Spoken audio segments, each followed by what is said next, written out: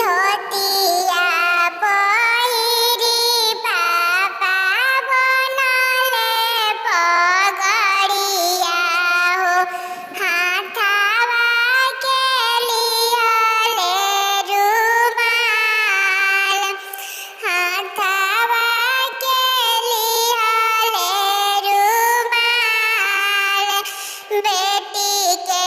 सूरत देखी बेटी के मामी से पूछेले बोला धनी कपने आदेश बोला धनी अपने आदेश कैसन घर बर खोजब ए धनिया हो कवना नगर कवना देश कवना नगर कवना देश बारवा सुंदर खोजब दुदय ऐसन गोरा खोजब अपने नगर अपने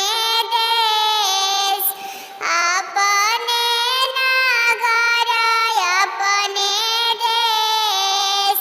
नीति उठी बेटी मोरे अइहे नाई हरवा हो रोज रोज मिली है समाचार रोज रोज मिली है समाचार बोलिया तो ठीक तू